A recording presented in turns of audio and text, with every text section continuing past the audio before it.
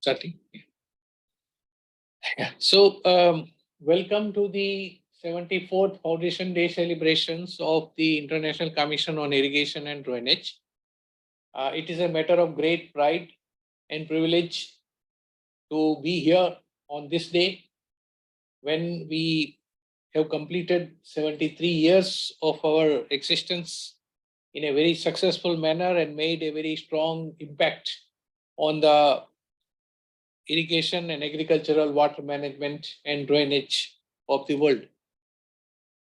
We have come across with many developments and many achievements, and today is the day when we will showcase some of them, showcase also the new progress that is being made in the areas of agriculture, water management, and yield prediction, climate change, and various other issues that have now come up and are assuming more and more importance. As you know, the International Commission on Irrigation and Drainage was established in 1950 and now has assumed a leading scientific international organization working primarily in the fields of water management and agricultural water management, and also drainage and floods. These issues over the period of time have assumed a great importance, and because of that, it is necessary that the International Commission on Irrigation and Drainage remains relevant to the newer areas and rejuvenates itself from time to time to address the newer challenges that are being faced by us. We are indeed privileged to have our President, Dr. Ragab Ragab, with us, who will also be providing us with a very large overview of various programs and various achievements that are there and various developments that are there for the addressing the climate change and also yield prediction effects. We will also be having a special guest lecture from Professor A.K. Gosain. He is an eminent professor with working with our Indian Institute of Technology, Delhi, which is a leading institution in the fields of technology and water management. And he has been also very actively working on climate change effects on the water resources, made some very detailed studies on one of the biggest basin of India, that is the Ganga Basin, and also many other basins across the country. He has been in the forefront of developing technologies for predicting the future in terms of the water availability and also in terms of the disasters in form of floods, so that the communities become aware well in time to address the challenges that may come as a part of the vagaries of the hydrological year that may be lying in front of them.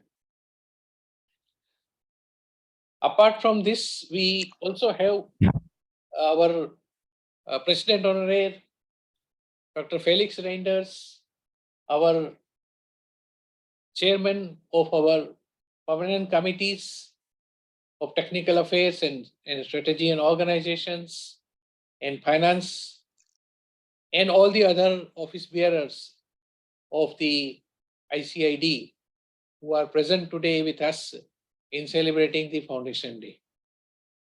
So from the central office side, we welcome you all to this very imminent gathering, and we wish you well a successful agricultural water management year that will be coming in front of us.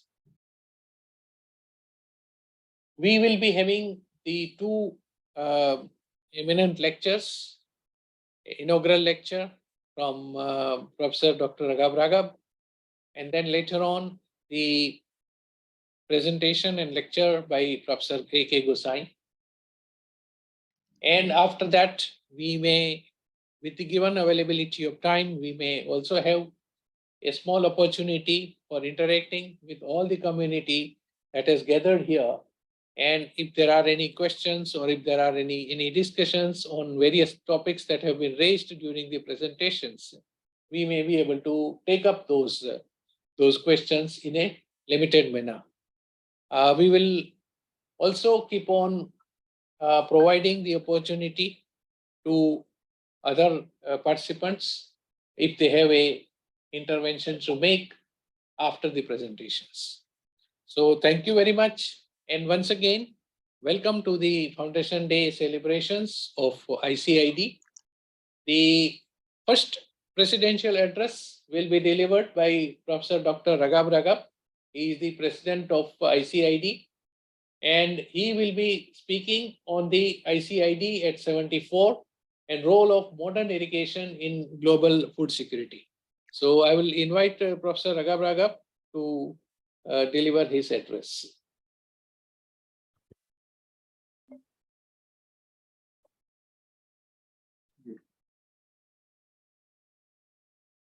Thank you, Secretary General. Let me share the screen. Yeah. Thank you all, and happy 74th anniversary of ICID. I will be talking about the ICID, and then I will talk to you about the role of modern irrigation in global food security. So there are two parts here. I would like really to say to all of you, good morning, Your Excellencies, distinguished guests, dignitaries, friends, colleagues, professional practitioners, and ICID family. I'm really proud and honored to address your gathering today to celebrate the 74th anniversary of ICID.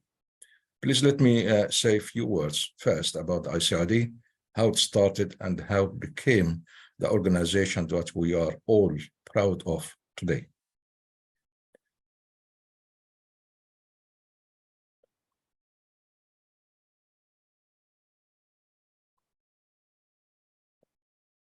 It was established in 24th of June, 1950, and it is now really 26th of June and on 2023. So we are 2 days really into our 74th anniversary.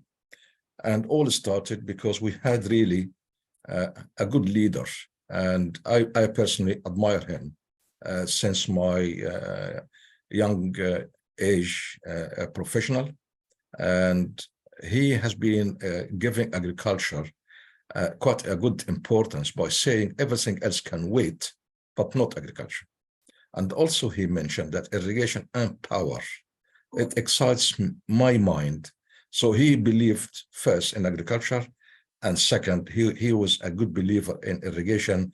And he actually, the first prime minister, maybe in the world, to think about establishing irrigation and drainage international organization like ICID. So we are all grateful to have a leader such as Jawaharlal Nehru, who established the ICID 73 years ago. And we had a temporary accommodation, and then in 1951, we have received this new building, a gift from the India government. So the building and the land was really a gift from India government, which we are all grateful and thankful to the government of India for offering such a good investment into the commission. So what ICID actually stands for, it was established in 1950 as a leading scientific, technical, and not-for-profit scientific international organization. ICID was at the forefront of the Green Revolution after World War II. It is a network of professionals spread across more than 100 countries, has facilitated sharing of experience and transfer of water management technology for over 7 decades. Dedicated to enhance the worldwide supply of food and fiber for all people, and believes that food security at various levels starts with stable agricultural production. It encourages public-private partnership in development and management of water resources. What are the current challenges that ICID facing? By 2050, we are expected to have 9.8 billion, and that has some associated issues.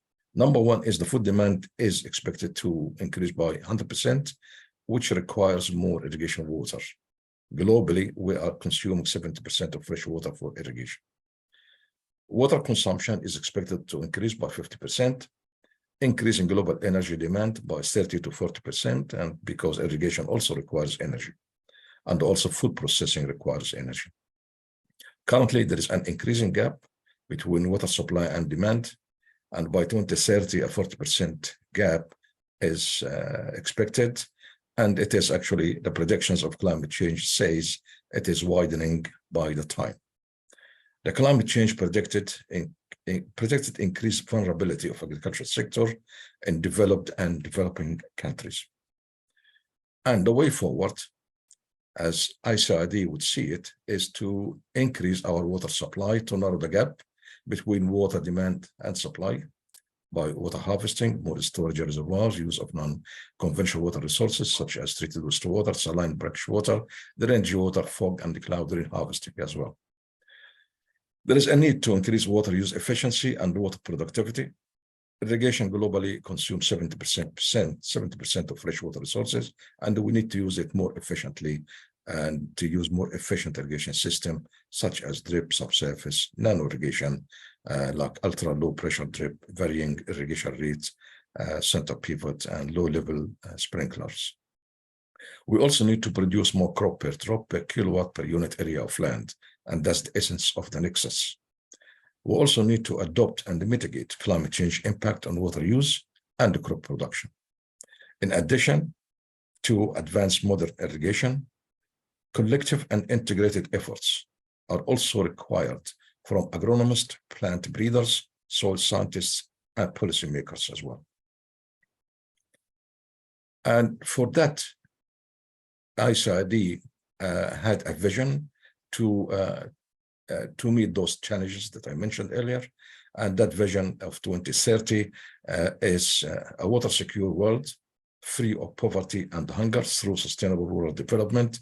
And ICID set 6 goals to achieve the vision, and all the working groups, currently around 18 plus task forces, are working towards achieving that vision by 2030. So some of ICID achievements that ICID should look with pride and content of its achievement over 74 years of existence. ICID presently has over 100 member countries and represent 90% of irrigated water area of the world. It covers over 20 wide areas of technical activities, ranging from irrigation, drainage to climate change and water, food, energy nexus. And for each activity, there is a working group to plan and deliver on those activities. Established awarding system to acknowledge the individual achievements, and also established internationally well-known peer-reviewed journal, Irrigation of the Drainage, published by Wiley in the USA. Also established regional groups and young professionals groups around the world, and established an excellent dissemination of knowledge system online and web-based. Future ICID events. The first events, of course, coming soon is the 74th International Executive Council meeting in Visage, and also the 25th Congress as well, at the same time in Visage, India, 1st to 8th of November this year. I hope to see you all there. That will be followed by the first Middle East Regional Conference in February in Saudi Arabia. And next year also we'll have the 75th International Executive Council meeting in Sydney, Australia. And after that, we'll have the 76th International Executive Council meeting, Kuala Lumpur in Malaysia in September 2025. And the 77th International Executive Council in Marseille in France. So that's the future events. I hope that you will participate in all those events.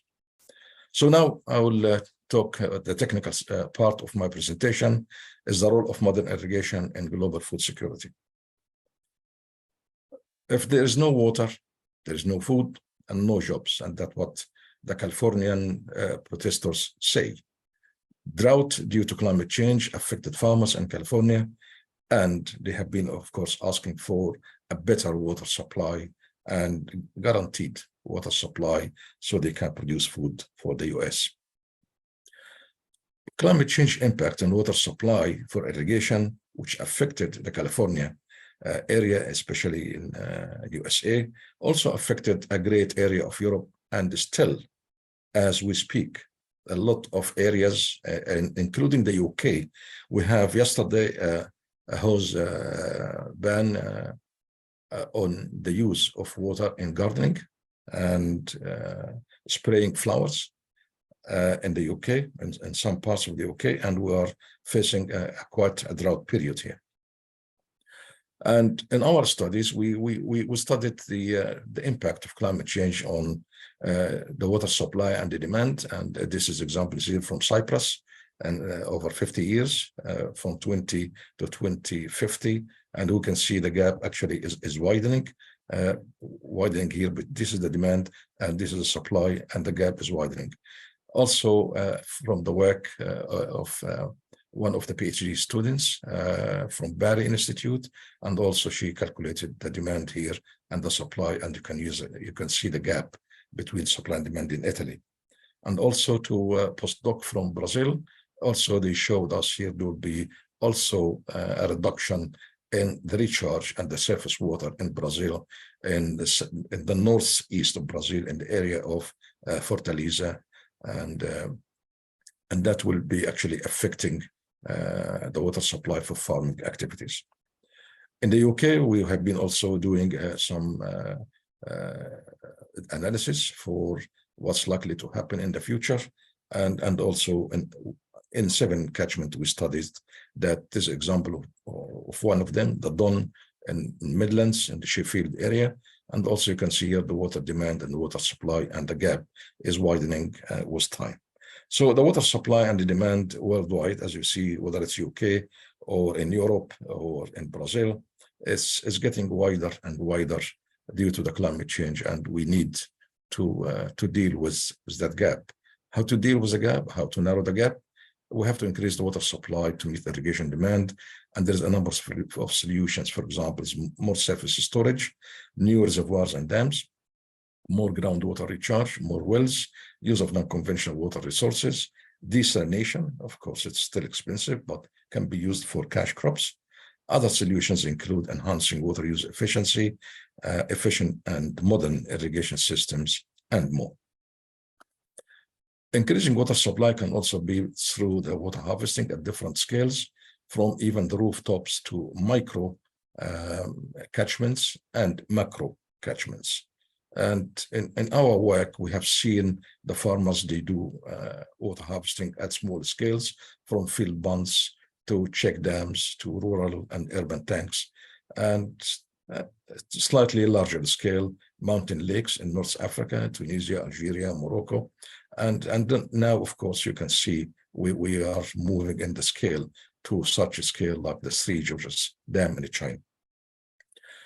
In Brazil, they have underground dams where actually they separate sections of the soil by those plastic sheets, and then when the rainfall falls, it will stay and in the remain between those sections. So there will be no lateral movement between one section of the land to another, and when the rainfall will fall, it will stay in that strip, and it will not go to the next strip or adjacent strip, because simply there is here a plastic barrier.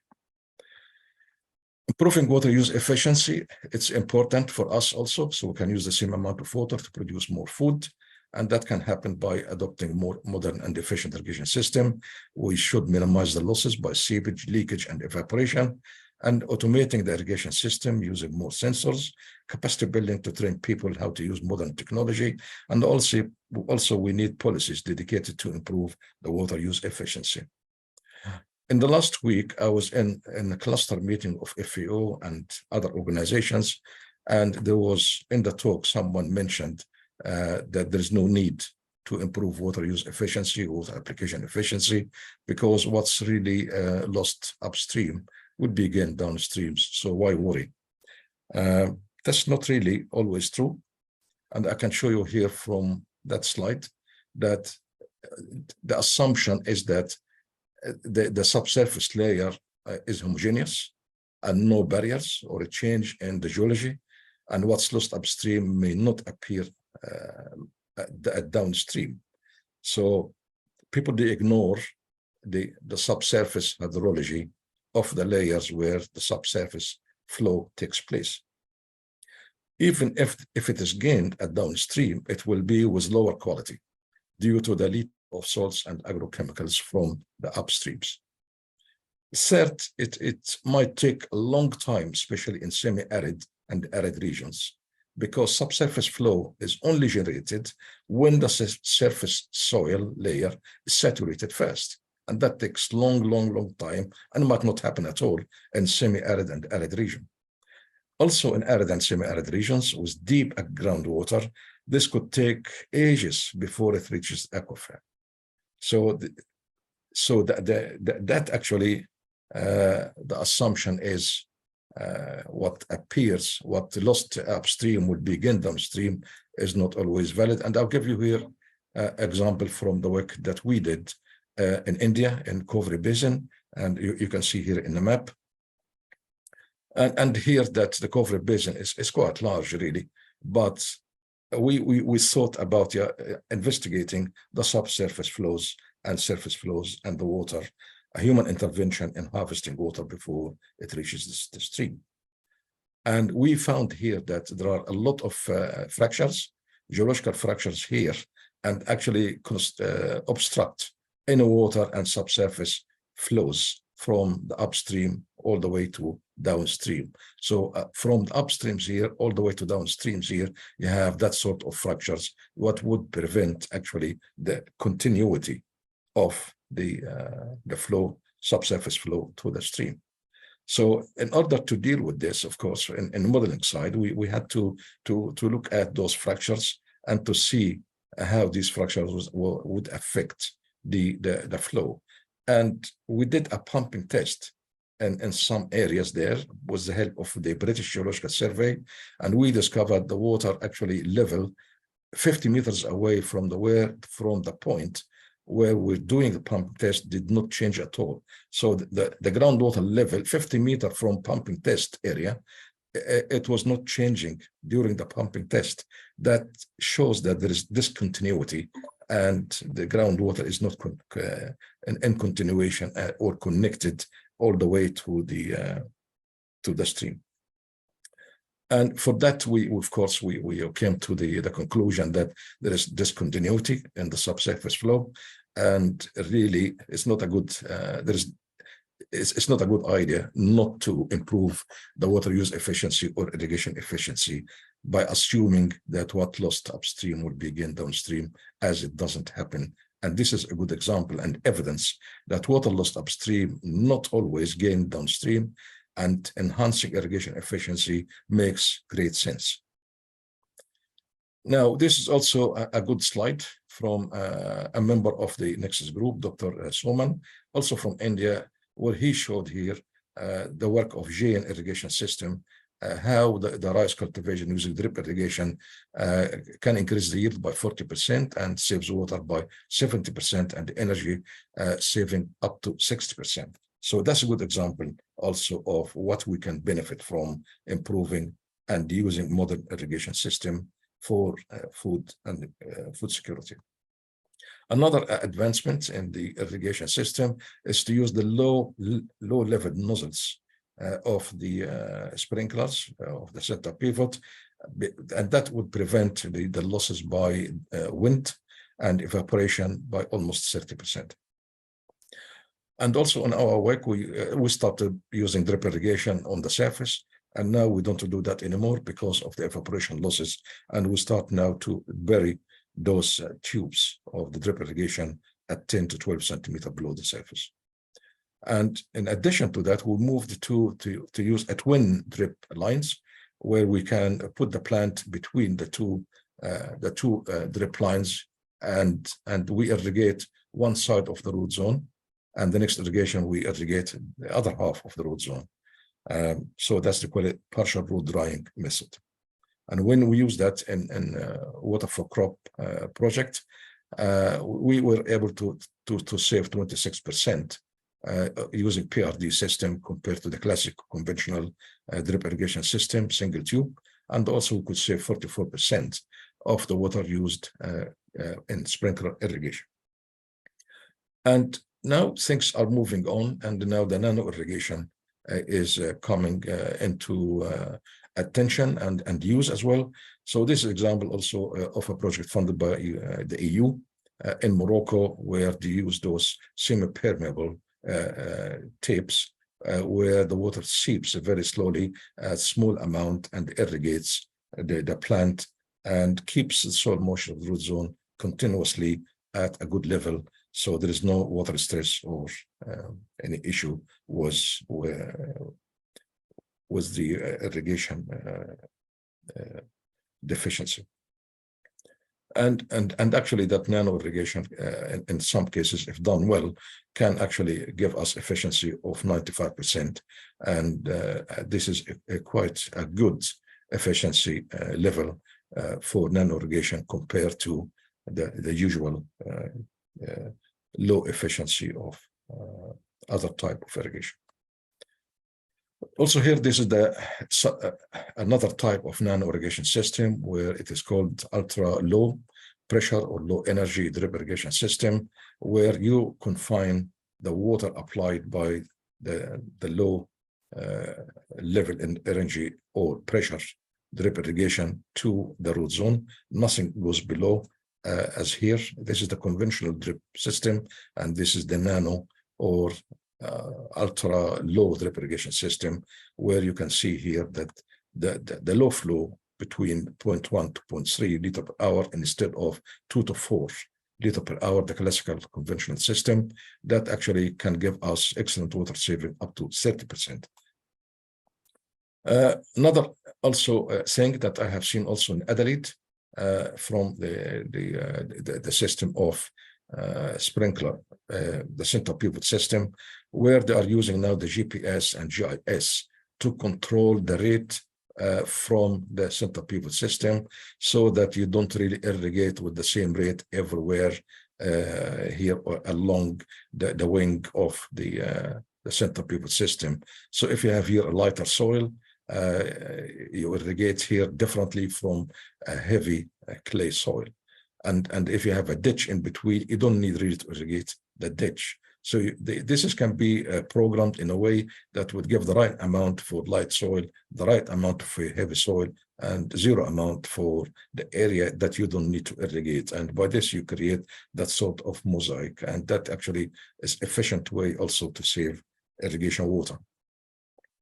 Enhancing water use efficiency through accurate estimation of crop water requirements is also essential. I have been to so many countries, and I couldn't really see a unified way of using or estimating the crop water requirements. And most of the time that I found, actually they are using more water than it should be. And the crop water requirements commonly is measured by several ways, or determined by several ways. One, by equations based on weather or meteorological data. Second is the soil measurements, soil moisture or soil moisture deficit or water potential, plant measurements like subflow, lysimeters, and measurements by direct or indirect by the bound ratio, eddy covariance, centilometers, and of course the accuracy of all these methods depends on the scale. And when we started by class A pan, and of course there is no biological control here. It's free water evaporation, always exaggerated, and we had to use a factor, they call it pan factor, to reduce the amount of evaporation to the field level. And then was the development of the weather stations. A lot of equations started to come. And most of these equations, they made good use of the weather stations like temperature, humidity, radiation, the wind, and all these equations, of course, was more based on meteorological data. Until 1965, the first equation came to recognize the presence of the plant.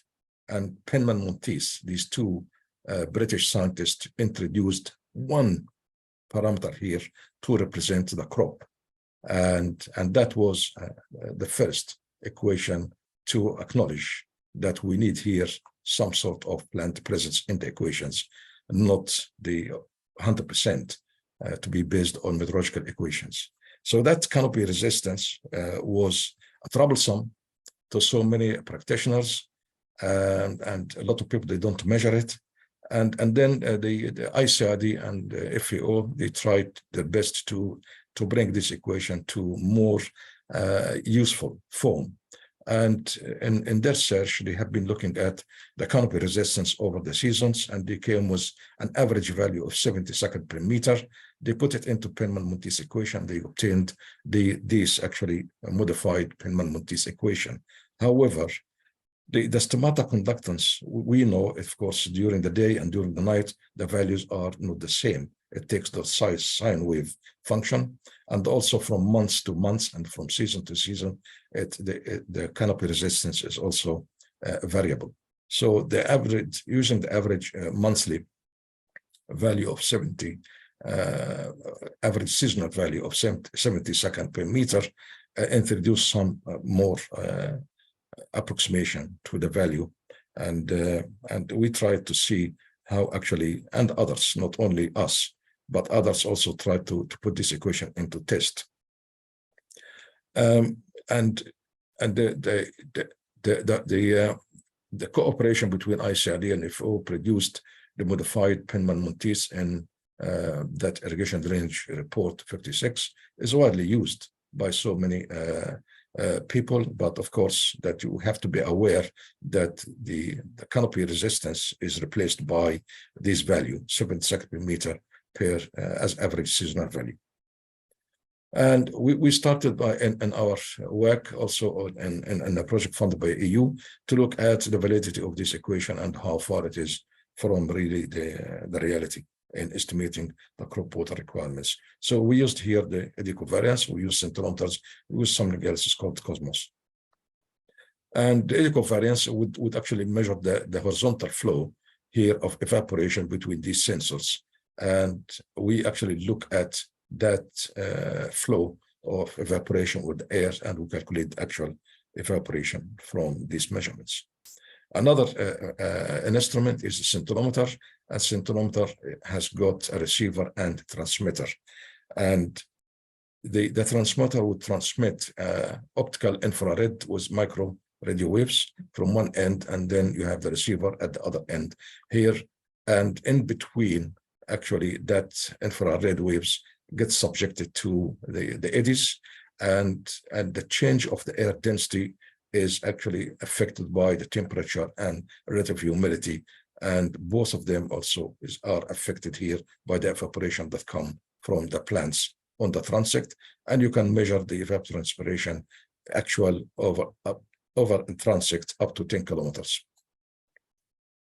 And we can from the evaporation footprint that we get from scintillometers, we can analyze actually how much evaporation comes from each crop. And here you can see that how much actually the contribution of wheat compared to maize, compared to tomato, in along the transect that we used.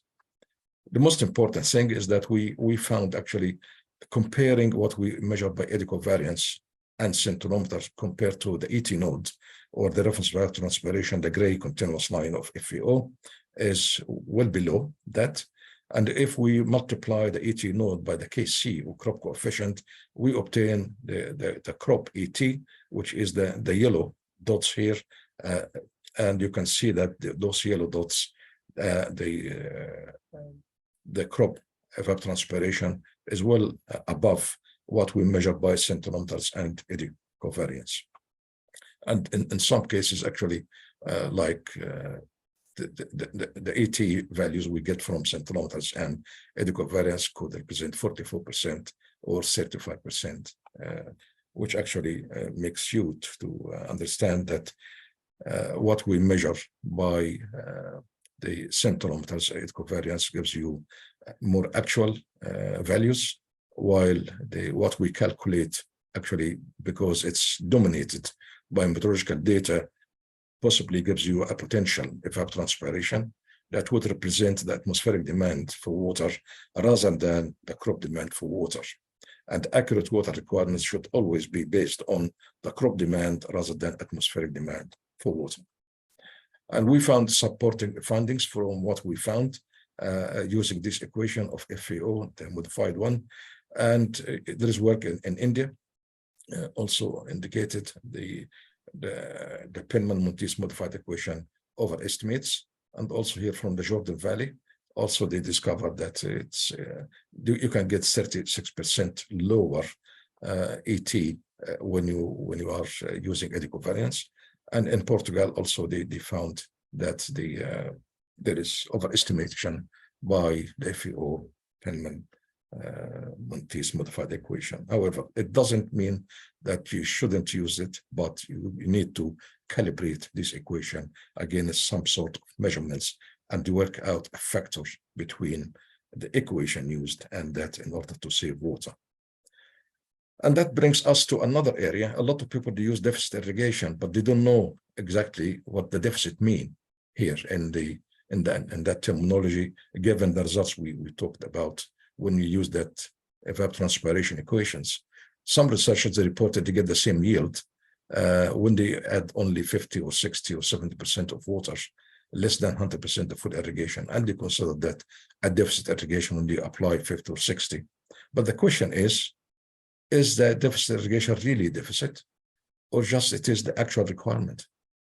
And the full irrigation requirement was exaggerated due to the overestimation by the method used to determine the crop water requirements. And we have seen how much the Penman-Montes modified actually exaggerates the crop water requirements. So we're going to be careful with the term deficit irrigation and to be looked at again. Another thing that we looked at in order also to determine accurately how much water to apply is to use the soil moisture deficit. And the soil moisture measurements that we had mostly was a point measurements. And in 1912, the discovery of the cosmic rays came into light by Victor Hess, a German scientist, where he discovered that exceptionally high penetrating capacity radiation comes from the outer space to the earth and actually ionizes the air just above the soil and generates neutrons. And these neutrons actually that can be measured and sensed by a new device that has been developed in Arizona. And the scale these devices can measure is 300 to 700 meters. And the cosmos or the cosmic rays is non-invasive, completely passive radiation. And we use the background fast neutrons generated by the cosmic rays, which are scattered and slowed by the hydrogen atoms. So what happens actually, the cosmic rays, when it hits the area or the biosphere closer to the soil surface, it generates neutrons, and those neutrons, they have the same atomic weight like the hydrogen atom, which exists mostly in the water. So when they collide the neutrons with the hydrogen that exists in the water, in the soil, they slow down the speed of those neutrons. And we have here those tubes. They measure really how much of those neutrons slowed down, and that would be indication of how much water actually in the soil. So from the soil moisture content that we calculate from this device, we calculate the soil moisture deficit and the need for irrigation. And we have a Cosmos network across the UK, and also there are some here network in India and also in China as well, some here. And we started in North Ireland, and also in some African countries. And this is really what you get here is the soil moisture calculated by the Cosmos or measured by the Cosmos. And you can see here, they are very sensitive to any rainfall that would fall within that period. And also you can calculate the soil moisture deficit. And if it's red, you need to irrigate. And you know how much it costs to irrigate because it's deficit. And if it's green, you don't need to irrigate. If it's amber here, it's mild stress, you don't need really to irrigate. So that was really something good. And the good thing about it is that we compared it with other methods, and we found that the root mean square error is quite low. And this method actually gives you an integrated value up to 700 meters radius. And at the same time, it avoids the impact of the heterogeneity in the soil. And it gives you the top 60 centimeters, which most of the roots do exist in that depth. Another way to reduce, to improve the water use efficiency, of course, is to reduce the losses by evaporation. And we have here farmers in the UK, they started to cover the reservoirs by floating solar panel. They produce electricity for dairy farms, and at the same time, they release some electricity to the national grid and to get money in return. Some publications here. And the other question that comes to mind is the global food security only dependent on water security? Are we responsible as irrigation organization for the food security on our own, alone, or we need help? The simple answer is no, not really. There are other elements that are essential in food production, such as energy, crop varieties, land management, nutrients availability, crop tolerance to climate change, drought, wind, heat, waves, and flood. The irrigation sector, although it is the backbone of the food security, it is not the only sector responsible for the global food security. In addition to advanced modern irrigation, collective and integrated efforts are required from agronomists, plant breeders, soil scientists, food industry, and policymakers. And the use of non-conventional crops is something really important, and selection of the crops. And for example, that it's important to encourage the use of less water consuming crops, drought tolerant crops, salinity tolerant crops, use rotation of deep and shallow rooted crops to benefit from the soil moisture of the deeper layers and also the nutrients that leach to deeper layers, heat and cold tolerant crops and wind tolerant crops and extra. And this example from amaranth and quinoa, and these are cereals and grown in Latin America, and they are very nutritious and tolerant, and they can grow where nothing else would grow. Field and crop management is also important. We need a good field management. And here how this is really done is by suitable tillage practices, conservative tillage, mulching, leveling, plowing, crop residuals, manure application, amendments, weed control, etc. That would help in improving our food production. Precise input, low inputs, precision agriculture is needed. Monitoring systems, we need to monitor. We now have cheaper sensors now than before, and we should use them. So we can add the required amount, not to exaggerate, and adding especially agrochemicals. Agro-environment wildlife strips at the edge of the fields to enhance pollination rate. And actually we have that now in the UK, and the Ministry of Agriculture and Fisheries, they pay farmers, I think about £600 per hectare for 6 meters strip around the field to encourage pollination and also to encourage wildlife and the coexistence of nature in harmony. Mulching is also important, and we have a lot of organic farming here, but they don't plow, and that's to reduce the soil evaporation, to increase organic matter, and to reduce soil erosion, and to reduce agrochemical use, and also to improve wildlife. And also there's something else also happening here in the UK, mixed cropping. So you have the field, and then you have one strip of one crop, and the second strip here, you can see that one crop here followed by another crop, and it gives a nice view for landscape, but also they discovered actually for pest control and minimize diseases and so on, it did work better than a monoculture feed. And also here the benefit of companion crop.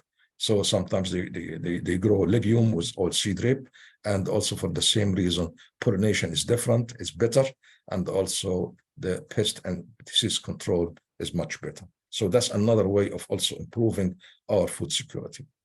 So the need also for biotechnology. Why we need biotechnology here?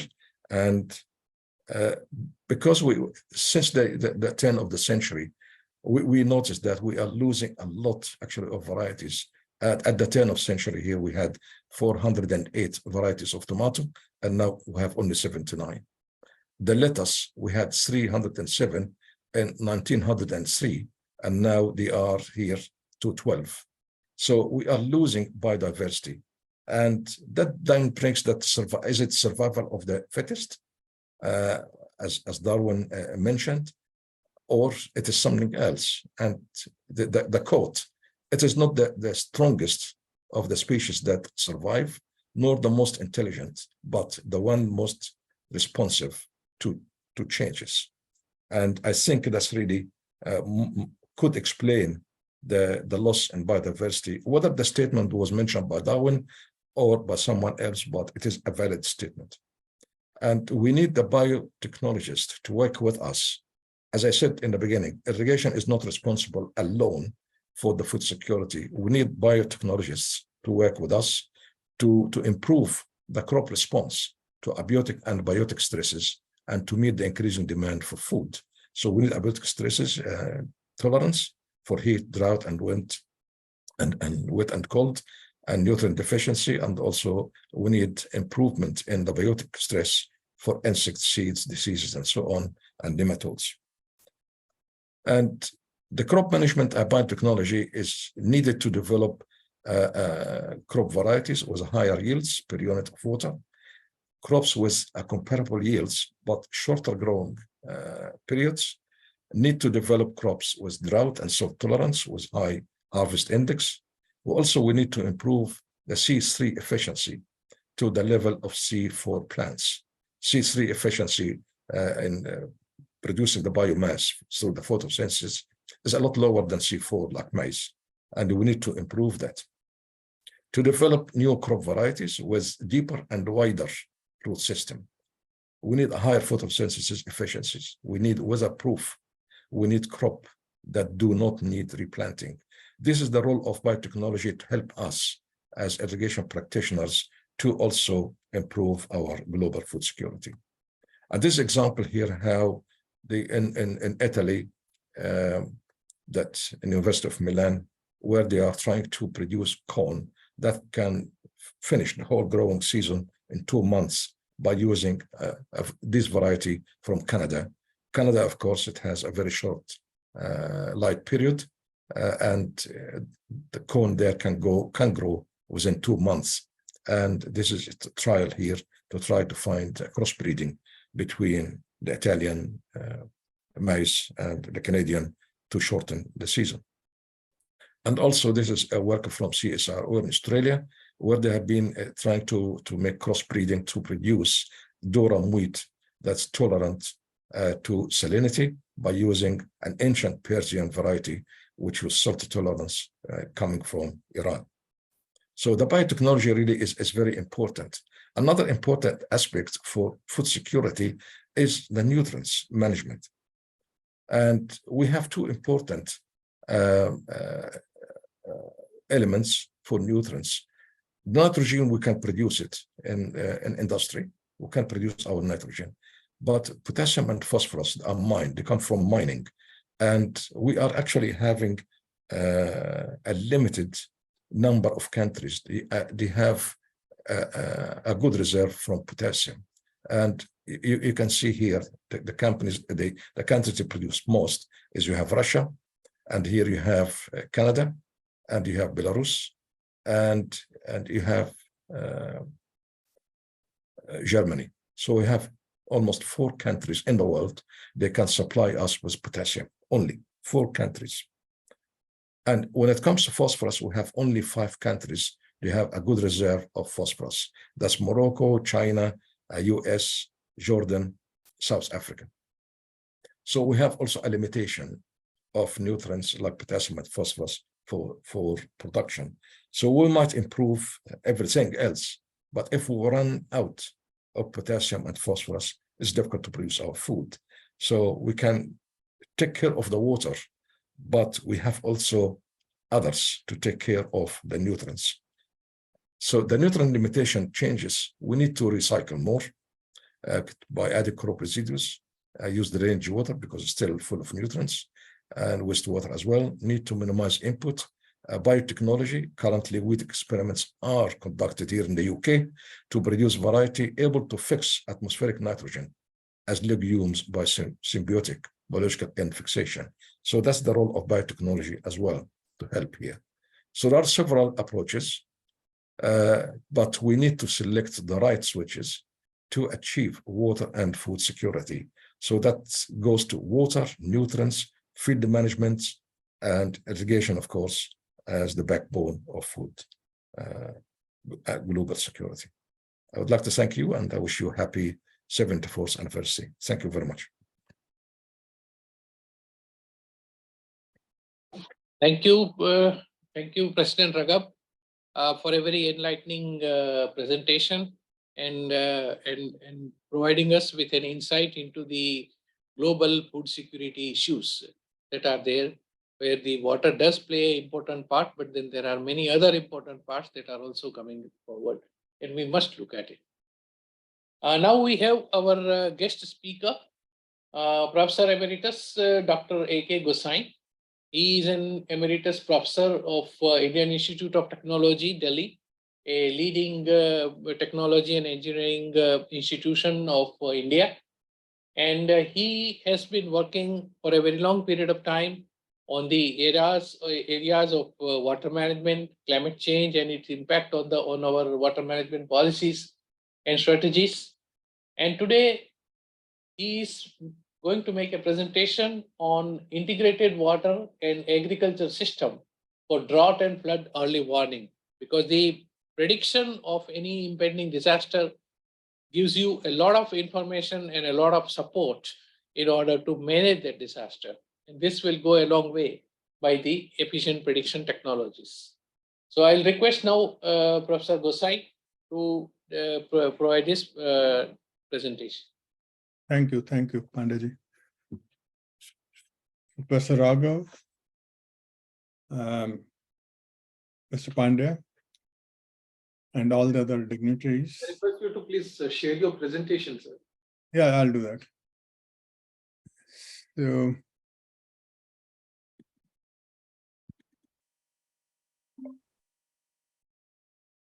is it visible now? Yeah. Perfect. So at the outset, let me congratulate ICID for their 74th Foundation Day. And I must thank Professor Ragab for a very thoughtful presentation. It has raised many questions which are very relevant. Thank you much, sir. My presentation here is concentrating on something which I feel has to be done, is to look at these sectors, how these sectors can be integrated, the water and agriculture and other sectors which are dependent on water. The integration we keep on talking about, but the true integration doesn't happen.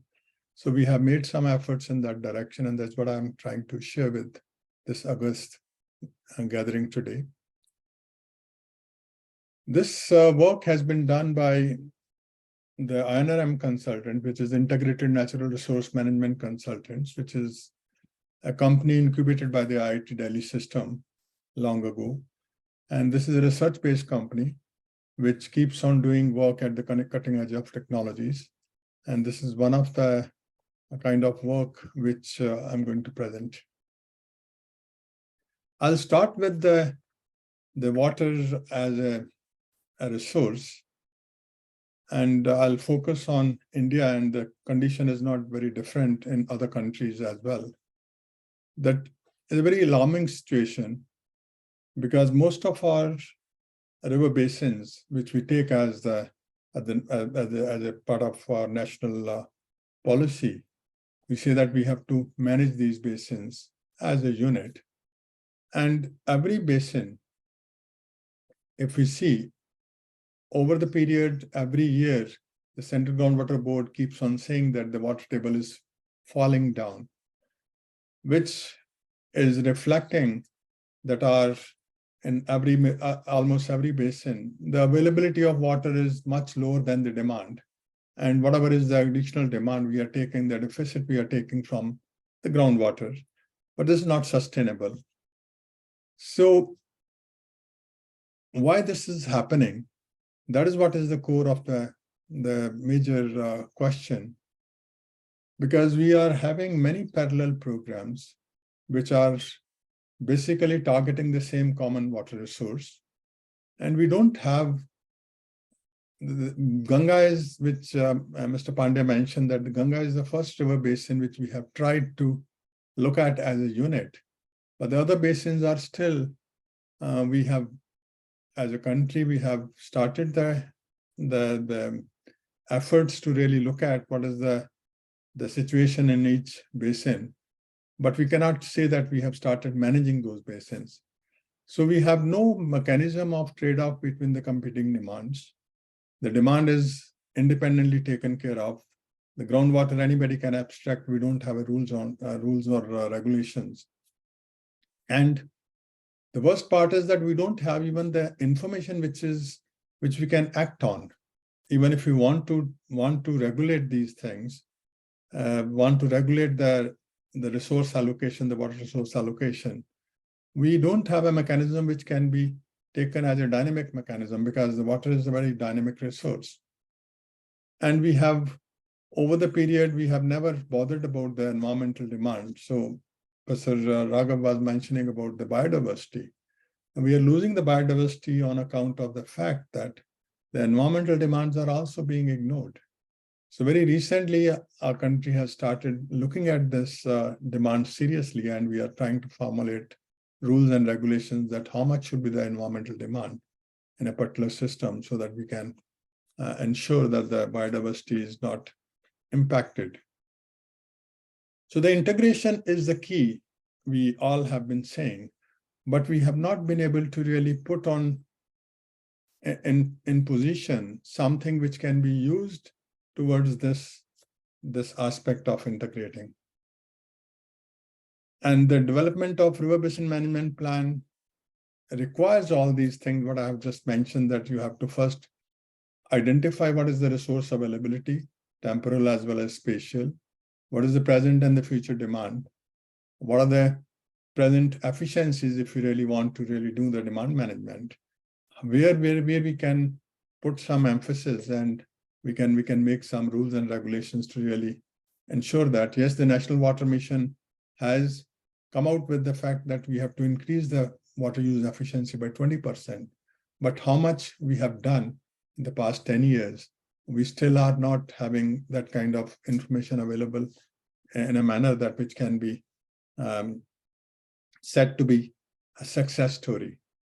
The environmental status, the development pathways with and without climate change, because the climate change is a reality now, and we have to have that incorporated in our river basin management plans. And this information, basically, if it is available, it has to be shareable. Only then you can make people really sit together on the table and come out with the strategies or the negotiations. So that is something which we are trying to target, that if we are wanting to have this integrated water resource management put in place, where is the information which is actionable?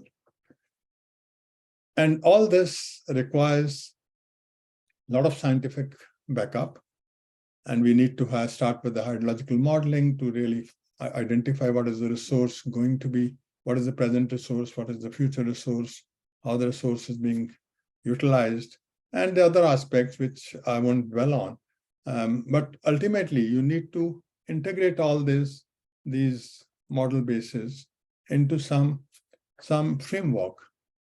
And this attempt of ours, which we are trying to put together is a step in that direction, that how we can integrate truly these sectors and what kind of efforts are required to really put in to really take care of then more refined actions, as some of those Ragab was mentioning about that, how the local level conditions can be really incorporated. So a portal has been formulated. This is the link to the portal, which basically with the idea of really having a system put in place, which is based on all the river basins. And we have used a hydrological model by the name SWAT, which is Soil and Water Assessment Tool, which is developed by the US Blackland Agriculture Research Center and the Texas A&M universities. And there is this is a public domain model, which is being used by the whole globe. And globally, there are many groups which are participating in this and trying to take this model to the next levels. And we are also one of the participants in that development of the model. And many of my students have worked to really look at some of the processes and improved upon those processes. So basically, this is the only hydrological model which has the crop growth component embedded into the model. I haven't seen any other hydrological model which has the crop growth component embedded into the hydrological model. So that makes it a very unique model. And it also, along with the crop growth, it can also handle the nutrients and the other pollutants, which are basically also going to be a serious issue in most of the countries where we are not using the fertilizers very judiciously. And it can also provide you the health of the crop. So all the stresses, the temperature stress, the nutrient stress, the water stress, that is taken care of, that is being tracked. So in this model, this is basically the very schematic flow, which takes care of all the hydrological processes. And also the recent model of this has a groundwater component also added. So the mod flow has been added to the hydrological model, and it can look into the surface water groundwater interactions as well. We have used this model for various purposes, including the climate change impact assessment, which was sent to the UN from India as the NETCOM, the national communication, in 2004 and 2012. So that work was our work, where we had used the same model to really look at what will be the implication of climate change onto the water resources of the country. And there the agriculture was also taken care of indirectly as one of the major users of the water. These are the data which the sources these days are some international sources. You can get these data easily. It's not very difficult to get these data. But in this particular exercise, we are also using the rainfall forecast, which is being made by the India Meteorological Department. They are using two models, the WRF and the GFS model. And WRF is the 9-kilometer grid. It provides the input for the rainfall forecast and gives 3 days ahead forecast, whereas GFS gives 6 days ahead forecast. And that is what we have utilized along with to really convert this into an early warning system, where we can find out what will be the impact on the flows because of the various rainfall actually happening, and also taking into account the forecast of the rainfall. This is the overall depiction of the total number of basins which we have taken care of. And you can see that since the hydrology doesn't understand any political boundaries, so we have taken Ganges as full Ganges, the Indus as full Indus, Brahmaputra as full Brahmaputra, taking care of all the other areas which are outside the country. and then generated the flows for the simulation purpose. So in this, you are basically, I'm now going to take you through, you can select any of the basin is an interactive portal.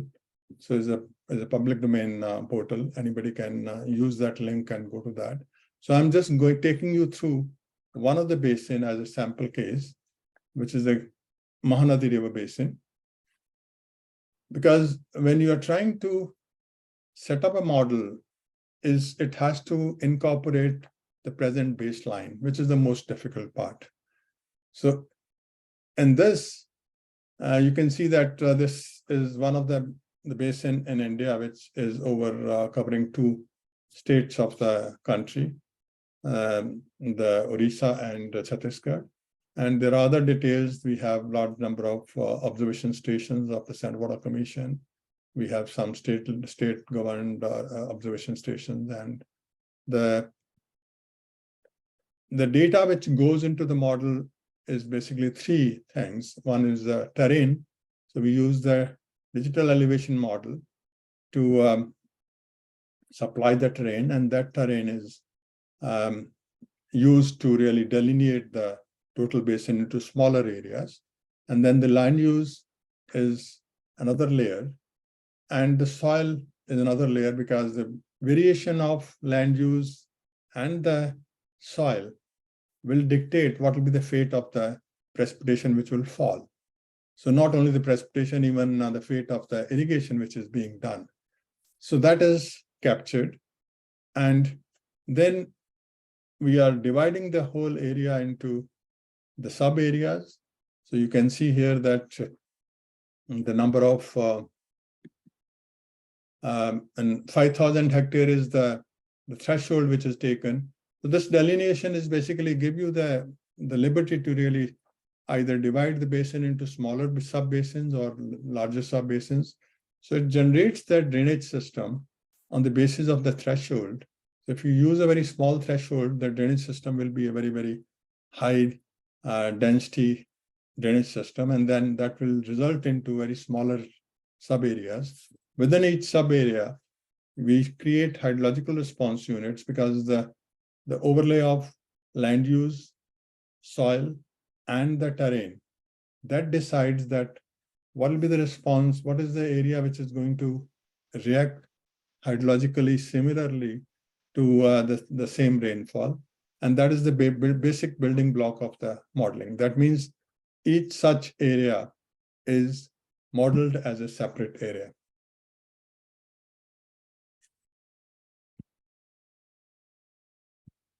Okay.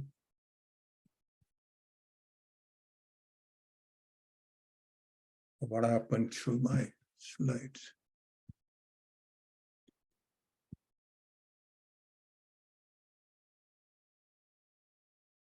I'm not able to move to the next slide. Yeah. And this is the IMD grid.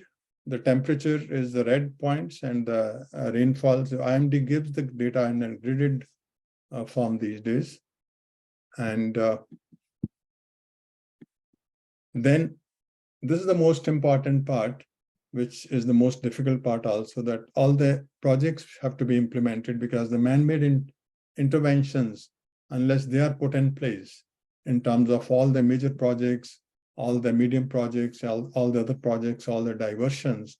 So this has been incorporated to bring the baseline to a level which we at least are able to mimic whatever is happening actually on ground is incorporated in the model.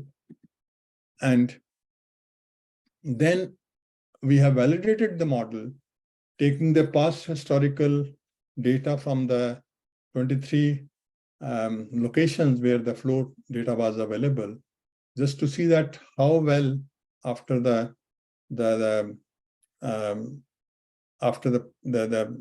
putting the model together, how well it is behaving in terms of generating the flows, which is one of the checkpoint to look at the validity of the model. So this gives you an idea about, because if the green color is there, that means it's a very good simulation. And you can see the parameters for looking at their performance.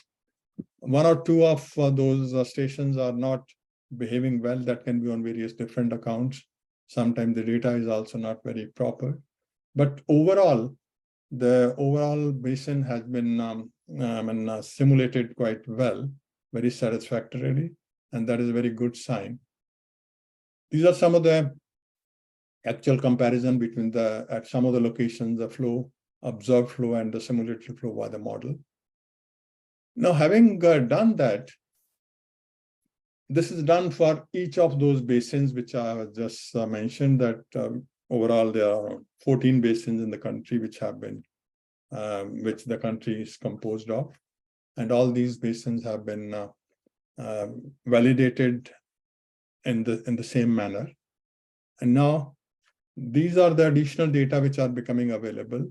So now I'm taking you through that if I have to perform on a specific, in this particular framework, I'm selecting one of the basins. The moment I select that basin, which is the Mahanadi Basin, it gives me the total layout of the drainage system. And here on the right-hand side, it gives me different things like rainfall, what is the rainfall variation, which is basically seen in the next, the moment I've said rainfall, on the left-hand side, you can see that I've selected the model, which is the IMD GFS model. So it gives the rainfall forecast. The observed one and observed two is the rainfall of the previous day and the last day, last 2 days observed rainfall, and the next 6 days of the forecasted rainfall. So I can see that what is the rainfall forecasted for this basin by the IMD for these days. So I'm only depicting for one of the day, which is the 26th of July, because it was done yesterday. And all these runs are made on a daily basis. Every day when we get the new data, we are simulating all the basins and then populating the data, the results into this framework, which becomes available to any user who wants to look at this. Similarly, you can also see that what is the actual evapotranspiration which is being computed by the model on a specific day. The soil moisture, what is the soil moisture in each of these sub areas. But basically what we are depicting here is for the sub area, the average value.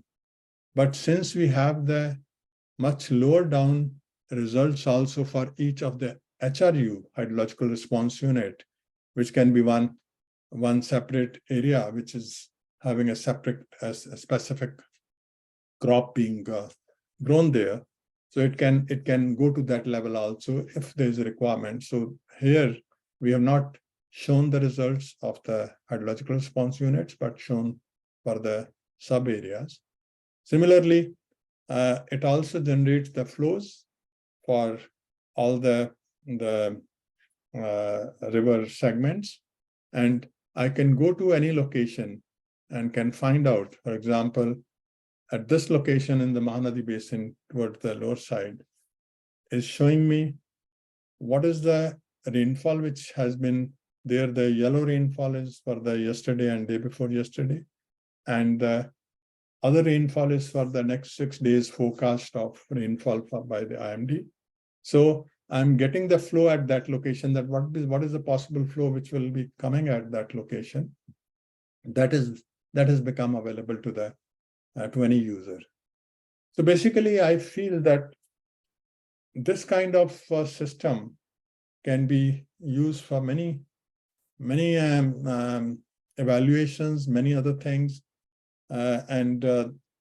especially since it has the crop simulation, which we as part of the land use, we provide that what are the crops, what is the crop rotation, all those things are provided. Irrigation, if we know that is the irrigated area, we can also give the irrigation the way we are giving, like in doses. which has a rotation system in our case. And you can find out what is how much is the irrigation efficiency, because it also gives you the return flows, because it's complete hydrology is the way it is being changed because of the local level interventions that is being depicted through the simulation process. So you can get all the details which are basically required, and it can be a good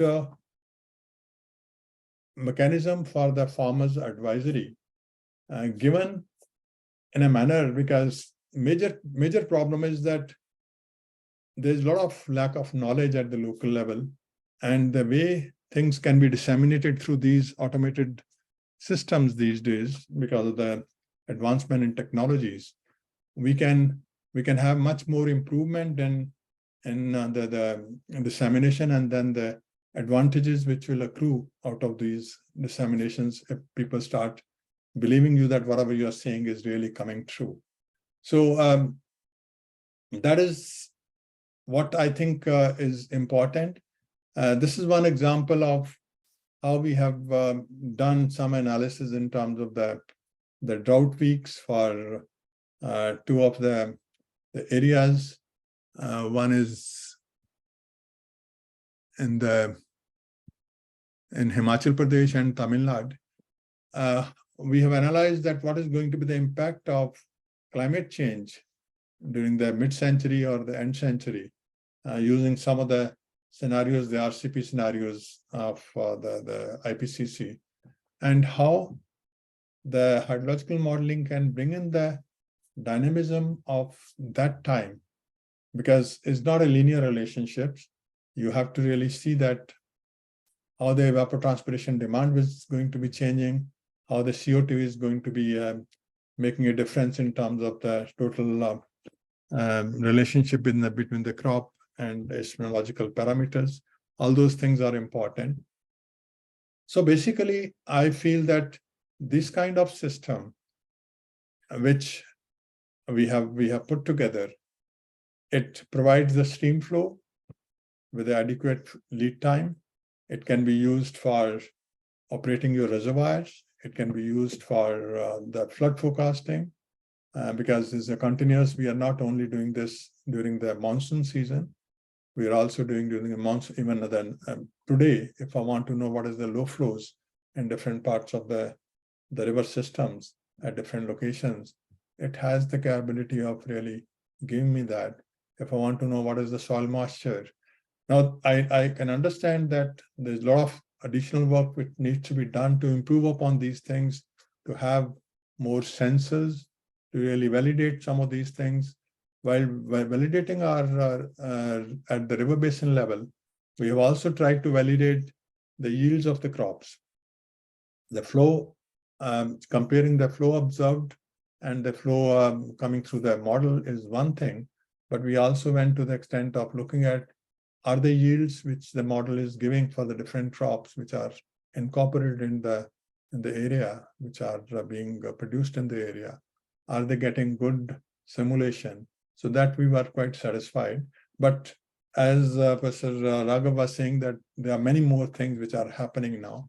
All those things are possible to be incorporated, because the model also allows you to use different methods of irrigation, the drip irrigation or sprinkler irrigation, and then you can find out how much is the advantage you are going to get, how much is the water which you're going to save by having those when changed to those crops, those methods for different crops. Similarly, for different crops, how much will be the water saving done if you change the crops, which cropping patterns are more suitable for the area. So I think it has opened up a very huge vista of information which can be generated and which can be acted upon as part of your policy making. So basically, I think that is what we have been doing. There are many other byproducts. For example, the River Basin Management Plan, and recently we have been helping the GIZ EU projects on Tapi and Ramganga, which are in progress, where we are trying to help. And in these two projects, we are also trying to look at the groundwater, surface water interaction and doing the hydrological modeling as well as the groundwater modeling in conjunction. And similarly, the climate change implications on water, agriculture, environment, industry, all those things are something which are required to be used for finding out the plausible adaptation options, because there are many options, and how we differentiate between the good options and the bad options. So we have to really ensure that through these kind of analysis, which are possible now, you can get to that level where you can identify the various scenarios, and then look at, out of those scenarios, which are the scenarios which are acceptable to the local communities. So these information bases can be really very useful for having the stakeholder consultations, advising them with some information which has been generated scientifically, and they'll be able to buy into those informations. And that is the only way forward, because now, and I think for ICID also, there's a very big challenge, because water is going to be the most difficult thing to handle in the future and the most impacted thing to handle in the future. And these kind of efforts which our team has put, I'm very certain that will have a very large role to play in terms of going to the next step in a very, very positive and very, very certain manner. And with the big data and the artificial intelligence and the machine learning, we are also now trying to use these things, because with the kind of these frameworks, your data, the information which becomes available, they are so humongous that you cannot even analyze them independently without using these tools. So I feel that we have no other option but to really use these technologies, use these sciences, and create frameworks which can integrate all this information together and help the society in really tackling these very difficult times in terms of the water security and the agriculture security, food security. Thank you much. Thank you, Professor Gosain. It was a very interesting and very enlightening presentation. The efforts that are being made in respect of integrating these models into practice require a lot of work, and this work will surely go to a large extent in strengthening our water and food security. Now we also share our birthday with the Indian National Committee on Irrigation and Drainage. And this year, the Indian National Committee is also going to host us for the 25th ICID Congress and 74th IEC meeting. So I would request our Indian National Committee Chairman, Mr. Kushwinder Bora, who is also our Vice President of ICID, to address and also the Chairman of Central Water Commission, an apex organization in water resources for the country and its neighbors. I would request him to address the gathering and provide a glimpse of what awaits them at Visakhapatnam. Yeah, thank you very much. I am really glad to be part of this 74th ICID and in fact INCID also, Foundation Day. We have been celebrating our Foundation Day together ever since we are here. So India had been one of the 11 founding nations which steered the formation of ICID in 1950. And INCID was also established along with ICID in 1950 to cater India's need for improvement in irrigation and drainage. India's representative national committee in ICID is headed by Chairman Central Water Commission in Ministry of Jal Shakti. And INCID members comprises not only from the central government, Central Water Commission, Central Groundwater Board, ICAR, Ministry of Agriculture, and the relevant ministries who are doing work in this area, but also various NGOs, private sector, academia, and WALMIs and IMTIs, Irrigation Management Training Institutes, which are actually working in this area. So definitely this is an appropriate forum to deliberate the issues which are there in the prime focus of ICID. So without going much into background and other details, keeping in view of the shortage of time over here, I will simply talk about a small background about the INCID and INCID activities. And then in short, I will be able to brief about how the preparations are going on for the next Congress and IEC at Vizag.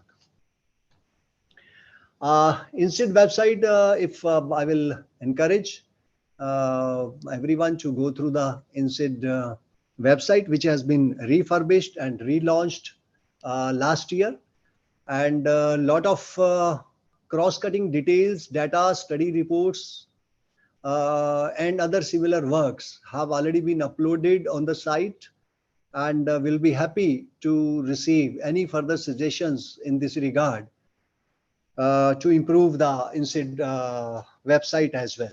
Next. So I will just briefly about the recent INCID initiatives and achievements which have been taken up. We had 9th International Micro Irrigation Conference, which was held at Aurangabad in 2019 in association with ICID and WAPCOS. Then we have actually conducted a joint webinar series at NWA Pune with 14 water and land management institutes and irrigation management training institutes in the country during 2022, later part of 2022, and to understand the issues which are there being faced by them, and the issues and the way forwards which can be taken up to revive our activities through WALMIs. Then we had 73rd Foundation Day last year in June 2022 at CWC headquarters. Seminar on role of modern irrigation in global food security was also organized. Then we had conclave on water security of India, and it was a side event during 7th India Water Week, which was held in November 2022, and it discussed 13 critical topics related to water security. That was a very, very comprehensive session which has been held. And then we had a number of INCID publications in association with ICID, state governments, etc., which are there on our website. Then INCID booklet was launched in September 2022 also. And we are actually now developing an upcoming national certificate course on participatory irrigation management program to promote participatory irrigation management literacy at the grassroots level. So this particular program is a very, very advanced stage, and soon we are going to launch the same under the aegis of National Water Academy. And INCID has actually grounded and worked a lot in this area, and since last 6 months we are working on this, and now we will be launching this very soon. Next. So we are going to have the next Congress in November 2023 at Vizag, and it is being organized by INCID and the State Government of Andhra Pradesh in collaboration with ICID and Central Water Commission. Expected footfall are 1,000+ delegates. The Radisson Blu Hotel has been identified to organize this event, and event dates are from 1st and 8th November 2023.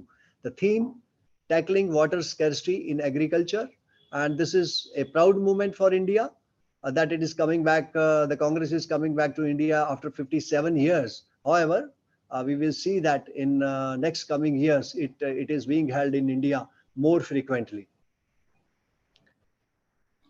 These are briefly the dates. First, we have kept for registration, and slightly we have compressed this time timing, and the main events are going to be held from 2nd November to 8th November. These are the glimpses of the kind of sessions we are going to have over there. Minor modifications might be there with some suggestions or some last minute requirements.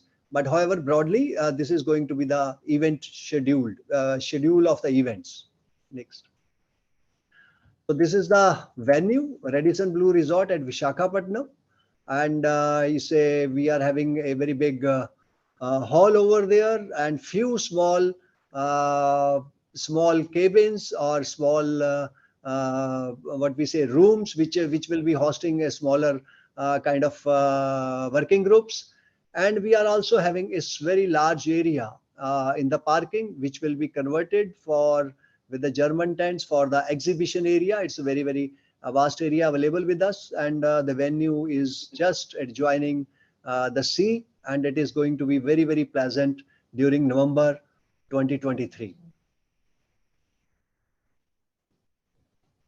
Event website has been there. The address is given above.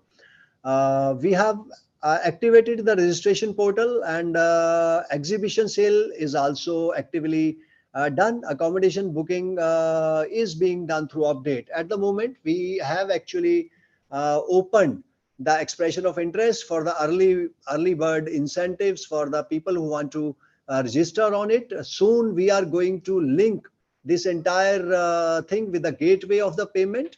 We are finalizing this closely with Government of Andhra Pradesh, and also certain approvals which are required in this regard are being taken care of in this thing. So this is basically Congress will be held from 2nd to 4th November. Young professional training is on 7th November, and 74th IEC meeting on the last day ending 28th November 2023. So early bird incentive has been extended to 15th July 2023, and this can be done through an expression maybe of the interest, if anybody wants to see that, in the absence of the gateway, which we have yet to provide because of certain other technical details which we require, for which approvals are required from Government of Andhra Pradesh as well as Ministry of Jal Shakti. So this has been taken up and in final stages, and soon we will be linking this website with the payment gateway, and we will be able to do not only the booking, and whosoever has shown expression of interest or we can say that they want to register for this event, they will all be given the early bird incentive. And maybe 15th July at the moment we have the date for early bird discount, and sooner, since we have already launched the kind of detailed outlay for our exhibition hall and the kind of stalls and areas available. However, we are still working with ICID on fine-tuning the same, and we have already announced the rates, and people can express their interest on that also. And soon we will be able to enable the persons to book particular slots or particular slots in a way, and make the payments on the same. So these are the certain details of the regular charges and early bird for them, which is there on the screen. And soon, and since we have already called for the expression from everyone, and we hope that sooner we will be activated with the payment gateway again and see the results very early. We are working hard to make it now link with the actually payment gateway and with a particular account, which we are trying to say the ultimate account where we will be having all our contributions to be made from all the sources. Next. We will be having a sponsorship sport. I think we have already announced it, and myself has written to all the states to register for this event, send certain delegates, as well as they may sponsor as a platinum, gold, and silver sponsors. Some of the indicative rates are there, and some registration will be provided along with that free of cost to the sponsors. And we hope that we will be able to rope in most of the states with one of these kind of sponsorship. And we are already in touch with all the states. And I am personally talking to all the state additional chief secretaries, and they have assured that they will be providing all the support needed, as well as they will be sending the delegates for attending this conference. So what more? And we are having a very pleasant trip. We will be having. We will be having a lot of culture program we have planned, and we will have the technical tours to the nearby. What we say nearby a very important and old structure which is there.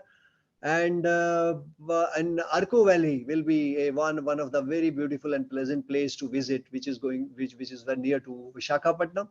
And then lot of places are there from cultural point of view, caves, and so many old historic things which one will be able to see while staying at Visakhapatnam. So Visakhapatnam itself is a very beautiful place, and we hope that this is going to be a very pleasant and very what we say good experience for the delegates who are going to come and attend. We will be making all the arrangements, since no single hotel is having such a very big accommodations. We will be providing a shuttle for two times or three times as may be required for a particular route, where the delegates can actually come and go back from the conference. And all these things. In addition to that, we are actually looking forward for a very elaborate say cultural programs which are going to be dovetailed not only along with the entire say with the dinners or anything, but we are going to have a very surprise element which is going to be there, which I will keep it here with me at the moment, which will be there during the sessions to be witnessed by everyone. So we are working hard with the Namami Gange, and we are working hard with WAPCOS also to organize one of the very elaborate, say, cultural program. That is also in the final stages. We are talking to them. So this is overall, I can assure that this is going to be extremely pleasant experience. Not only they will be enriched technically, but also they will be very having the pleasant experience overall. Next.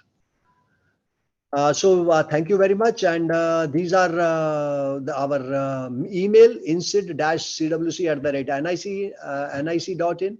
Anybody, if there is any query, any other programs, or any other things which they need to discuss, clarify, or ask, we shall be glad to help them. Even we have got the WhatsApp number, which is functional over here, which will be responding at all point of time. Sooner, in addition to that, we already have made a lot of subgroups which are looking into this program to make it very successful. These groups are already working on various aspects, right from cultural, tourism, say inaugurals, or maybe security and approvals and all other things. So we have a number of committees which are actually functioning, and a lot of dedicated officers have been put into it. We have already proposed that this program may be inaugurated by either Honorable Prime Minister or Honorable President. So this is already been initiated, and also we are trying to bring in our Honorable Minister Jal Shakti also in that, and maybe one of the keynote speaker, he is going to be there in the inaugurals, and lot more we are planning. We are amidst of doing a lot of things, and we hope that we will do justice and it is going to be held at a very what we say mega kind of event or scale, or which is going to be one of the events to be remembered in the coming future to come. Thank you very much. Yeah, thank you, Mr. Vora, for giving us a detailed overview of what is going to happen at 25th Congress. And now we have a little time available in which we can entertain a few questions. I think there are a few questions which are there in the chat box for Professor in Q&A for Professor Ragab. So if you are able to locate those questions, then we can respond to that. Okay, thank you. I'm reading as well those questions now with you. So the first question is that when the dripper will be put at 10 to 12 centimeters below the surface, will there not be a problem with clogging of the drippers? Yeah, clogging is an old issue, it's not a new one. And what we do in the field, we do three things. One is that we do use different filters. So the water goes to the drip lines are having the best quality and not having any siltation before it reaches to the dripper. That's one thing that we do. The other thing we do backwash. Backwash is that we wash the filters and the drip lines after the irrigation. So under pressure as well, we put water under pressure and we pass it from one end to the other to backwash. Actually, any siltation might have been in the filter or in the drip lines. The other thing is that I have been working with a member of the French National Committee, Bruno Mollet, from Sémagraphe in Montpellier in France a few years ago, and they were developing anti-clogging dripping system. And I found that lately that actually now in the market, there are the drippers now anti-clogging. So they have a certain design that wouldn't allow to be clogged. So that's really my short answer to these questions. Another question is about for crop like corn and sugar cane with effective root, that's from Dr. Roy, for a professor, for a crop like corn and sugar cane with effective root depths 1.5 meters to 2.5 meters, will cosmic soil moisture be effective? The answer is the following. The Germans, they have been applying Cosmos in forest areas where irrigation is not practiced, and they could actually use Cosmos under trees and German forests. In irrigated agriculture, if you irrigate very frequently, most of the soil moisture will be remained in the top surface layer. And if you irrigate less frequently, then the Cosmos could travel and penetrate to a deeper layer. So what I found from the work and the catchment in north of Italy, according to our irrigation frequency, we're able to get the root zone up to 60 centimeters. But if the frequency would have increased, so we irrigate, say, every 12 days or 15 days, then the Cosmocraze would have penetrated to a deeper layer. So the amount of irrigation and the frequency of irrigation, how wet the soil layer is, that would limit the penetration depths. So there is no a limit to the depth. It depends very much on the water. In the dry areas, in the forest areas, the Germans colleagues, they found that the Cosmocraze can penetrate up to 1.8 meter, and that's published. So let me say what else is here.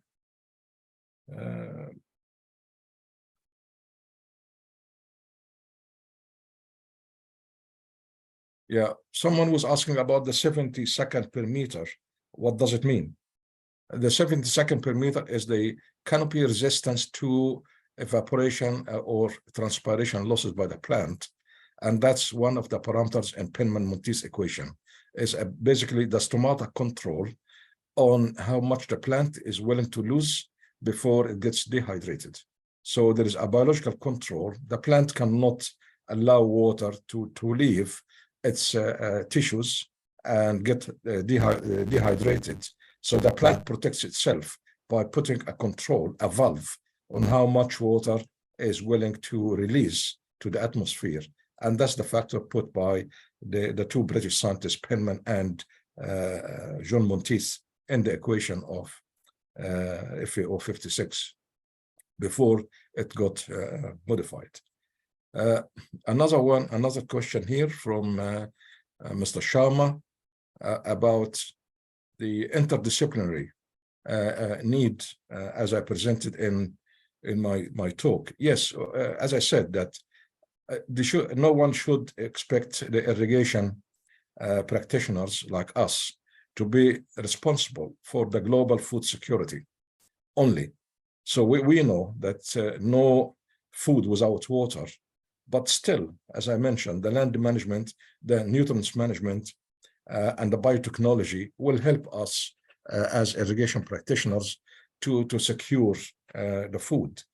And the way we do it is that we have different working groups in ICID, and each working group looks at different aspects. In addition to that, we are working with organization more into crops than ICID, like ICARDA, like ICID, like FAO. These organizations are more into the crop science, more than the water science. Our water science is more towards ICID, but actually the FAO and ICARDA, ICID, they are more into the crops and crop rotations and cropping systems, and we work closely with them. So, and that's actually the multidisciplinarity within the ICID through the working groups, in addition to the international organization, sister organization that we work with, could help also. And we have a different type of communications with the international organization. We are members of different clusters. I have been attending at least in the last couple of weeks 2 of those clusters. One is related to water productivity issue, and another one 2 weeks ago about the climate change impact on the water resources and also food security. That was yeah, someone was asking about the audio or the video availability. I think the ICID office will be happy to share the presentation. I'm personally happy to allow my presentation to be shared, whether it's a video or whether it's slides.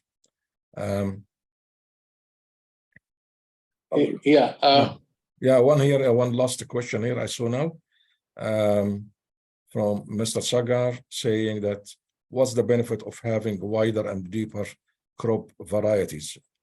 Will it be beneficial for improving irrigation efficiency? Of course it is.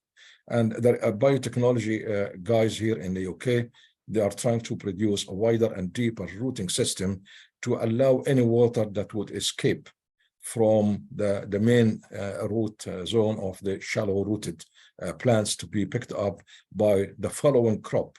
If the following crop has got a wider and a deeper, it will take all the water that escaped from the shallow rooting crop before the current crop, and the nutrients as well that's gone below the root zone, to be picked up by the deeper and wider plant, and we can make a good use instead of allowing these nutrients and soil moisture to escape out of use and without any benefit.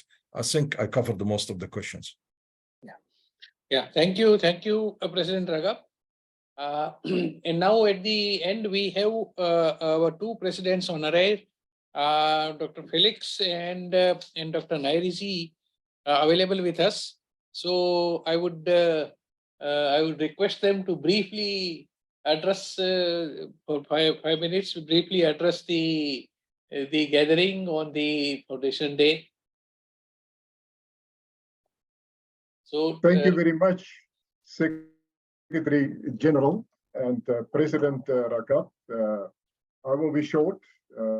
Just wanted to say congratulations to ICID on the anniversary of the 74th Foundation Day, with best wishes to every one of you, the management board of ICID, all the national committees, and the ICID staff on this momentous occasion. I really feel proud and honored to be part of an organization that has successfully steered through the testing times of agriculture water management and has sustainably created value for all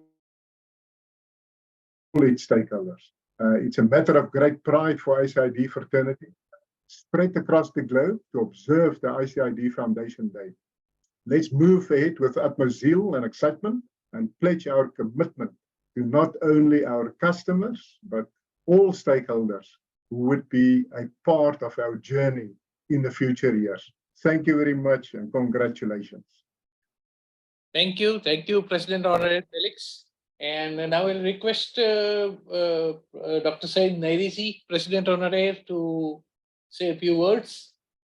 Kindly unmute yourself.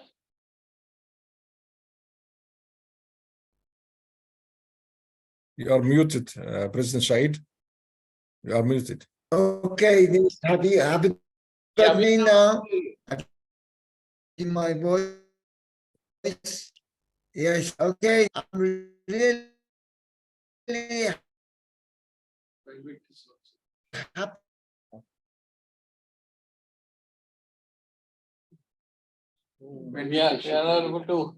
We are not able to hear you. I think there is some problem with the bandwidth. You got me now?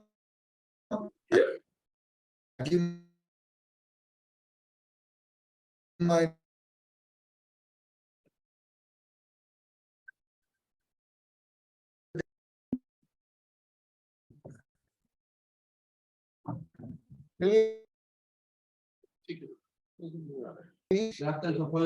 I think yeah. Have you?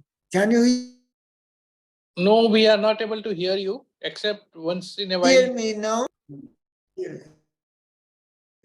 It's a mute.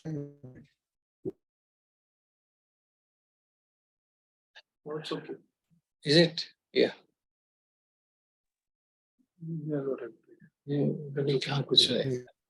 Yeah, I think we have lost Dr. Nairisi. We are really sorry that we couldn't hear him. But then that is the vagaries of the internet. We can't help it. At the end, I'll take this opportunity to thank all the participants for having made it to the Foundation Day celebrations and listened and interacted with the